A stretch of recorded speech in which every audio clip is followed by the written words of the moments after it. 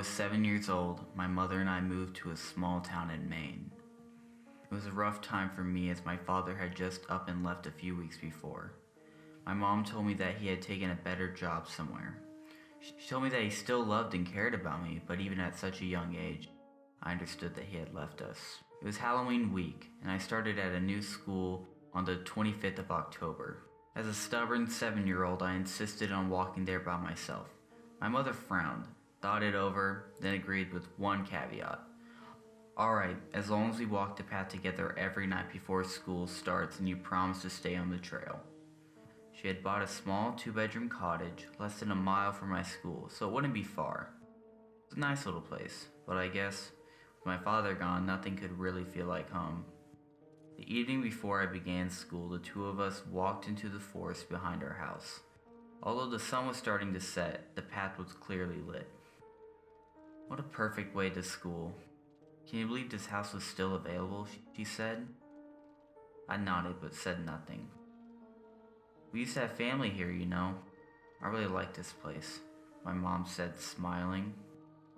The next morning, I made my way into the kitchen and was greeted with a warm smile and pancakes.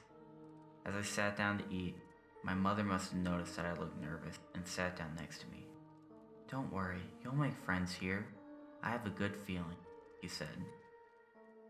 Looking back, I can't really understand how, after her husband left her, she could be so strong. I just hope that I have some of her strength. I made my way down the path just as we practiced every night. When I arrived at the school, a tall teacher with thick glasses greeted me at the door and helped me into the classroom. I sat down among 10 other students, and the teacher began to speak about what the year was going to be like and what we would learn. No one was mean to me or anything, but no one really spoke to me either. All the kids were so busy talking about their costumes for Halloween, they barely even noticed a new kid was there. There was this one little girl, though, that said hello. She sat 2 rows back from the other children, and I figured that maybe she was new to the school as well. She was very pretty with brown hair and glasses. And as I glanced back, she caught my gaze and gave me a big smile. I tried to smile back, but she was so pretty that it was hard not to be shy. Turning back around, I tried to listen to the teacher, but I was really just thinking about her. School ended for the day at 3. I grabbed my bag and rushed outside towards the path to my house, very anxious to run home and tell my mom about the pretty girl that had smiled at me. Hurrying home down the path, I suddenly tripped over something and fell hard, scraping my knee.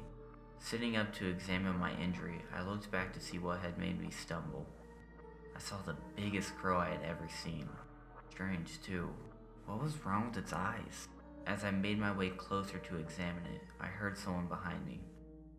Hello, I know you from school, she said. Surprised, I looked up quickly to see the pretty girl from class. Wondering if she had seen me fall, I was embarrassed and got up to my feet quickly. My knee hurt pretty badly, but I was more worried about how I looked to her.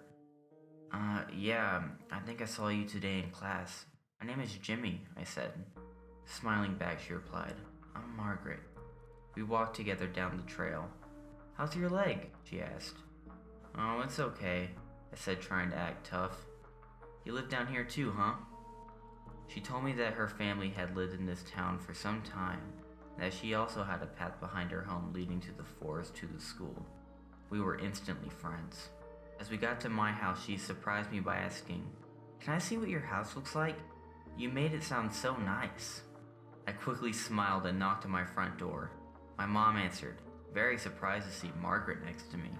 Smiling, she said, Well, you don't waste your time making friends, do you, Jim?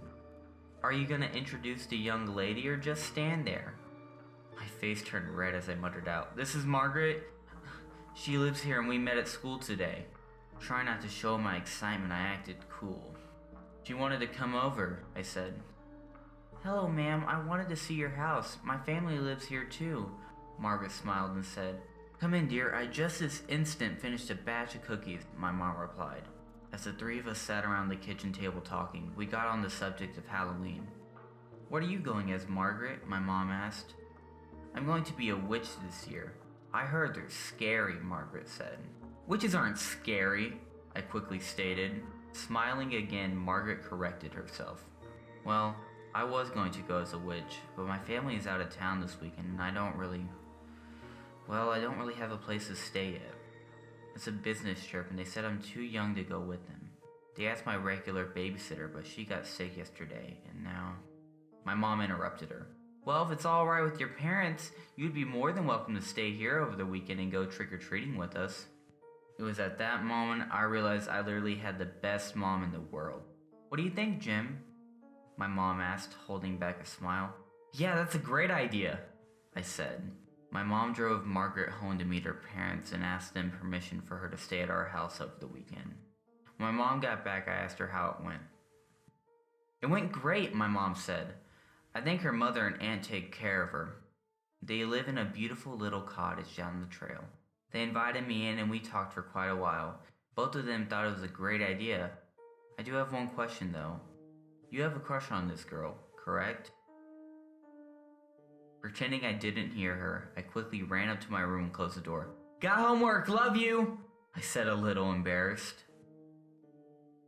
That night I tried to sleep but was too excited for Halloween. It was just a few days off and I had already made a friend. This weekend was going to be great. Thinking about how this might really be a new start, I began to notice something in the corner of my room. At first I thought I was dreaming, but then slowly my eyes began to focus. There was a tall man with long dark hair and a gray beard. His eyes were piercing and focused. They stared unblinking out the window. My body started to tremble in fear. I hid under the blankets pretending it wasn't real and praying he hadn't seen me. Peeking out from under, I almost screamed out in terror.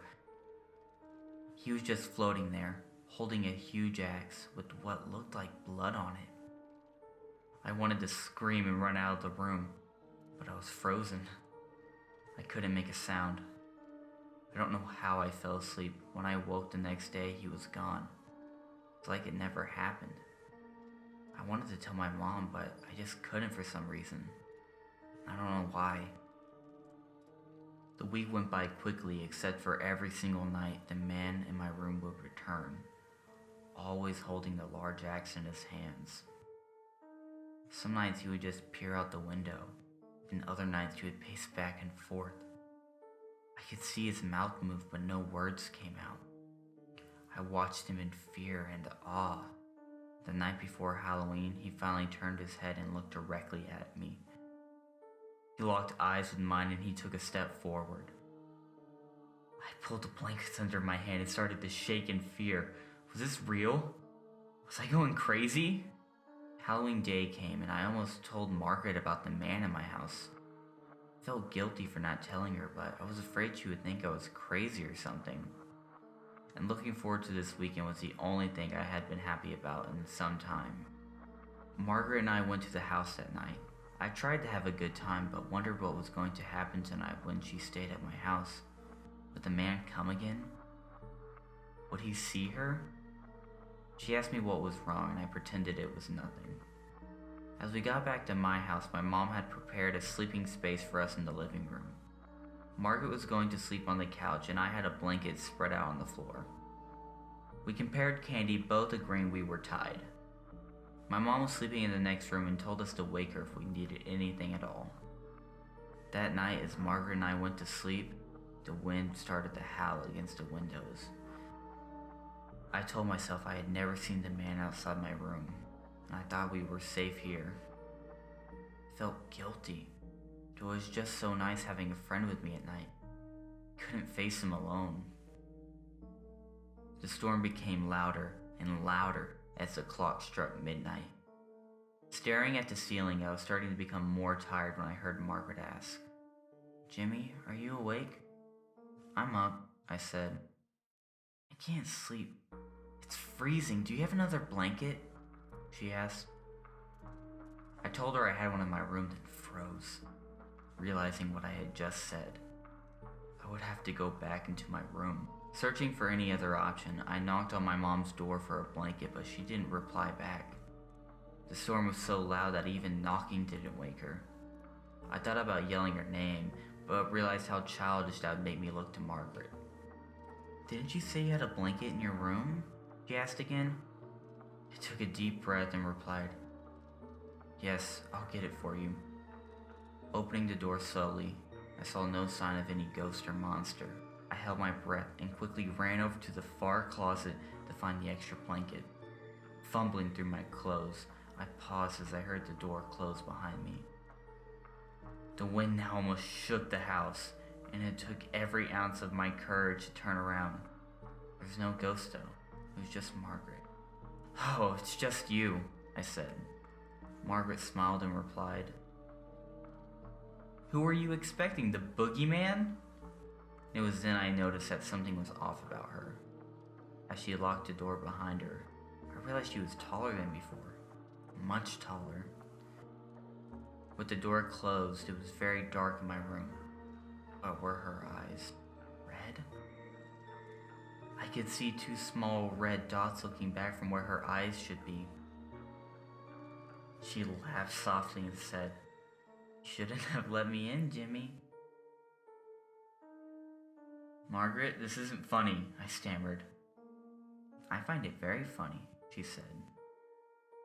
As she made her way across the room, I saw a large knife in her hand. The moon shone across her face, and what was once a beautiful young girl was now an old, haggard-looking woman with a hideous smile on her face. Want a hug, Jimmy? She asked. I backed into the corner of my room and screamed out for my mother. She can't hear you, Jimmy. She's never going to hear you, Margaret said. Having nowhere to go, I watched her get closer and closer. I was so scared now that I couldn't even move. All I could do was watch as she lifted the knife over her head and smiled wickedly. What happened next I will remember for the rest of my life. Before she could bring the knife down, something caught her gaze. She looked over towards the window and sunk back in fear. She screamed out and fell onto the floor, trying desperately to run, but he stopped her. Holding on to her with one hand, the tall man brought down the axe on her neck. She screamed in agony and fear, her neck now half off as she still tried to crawl away. Placing his foot down roughly on her back, he pinned her to the floor. He then brought the axe down hard again with both hands, severing her neck almost entirely. There was a strong pull, and then a grisly ripping sound. I heard a horrible pop as the man pulled her head completely off her body. All I could do was watch as he opened the window and carried her body and head out into the forest. Stunned, I looked out. I could barely see, yet I just stood there and watched until he disappeared completely. I tried waking my mother, but she couldn't seem to hear as I shouted her name. After I checked to see if she was safe, I went back to my room and just stood at the window. I think I was in some kind of shock. After a while, I heard her door open. Running over to her, I hugged her close. Good morning, did you two have fun last night? She asked, seemingly having heard nothing. At a loss for words, I slowly nodded my head. Tell Margaret that breakfast will be ready in 2 shakes. Is she still asleep on the couch? My mom asked. I replied, mumbling something about her mom already having picked her up. Then my mom went into the kitchen to start breakfast. I wonder what I would say if her parents did actually show up to collect her. The unlikely event that her parents were human, they would probably be thankful she was gone. That year was the start of a new chapter of my life. I now knew that demons, witches, ghosts, evil things weren't just fairy tales. They were real. I'm older now. I have a family of my own. My son was born a few months back, and I've never spoken a word of any of this to my wife. I never found the right moment to tell her. One last thing. A few days after Halloween as a child, my mom had taken out a photo album and sat down next to me. I watched as she casually thumbed through the photos, and then I stopped her. Who is that man? Him? That's your great-grandfather, she replied. I stared at the photo. It was him. Slept better after that. I would still see him from time to time staring out my window into the darkness. Margaret wasn't the last evil thing I would come across. I'm now worried about the safety of my newborn son. It's Halloween night as I stand over my son's crib and stare out into the shadows of the forest beyond. I can feel something coming for us. But they don't know one thing. We aren't alone.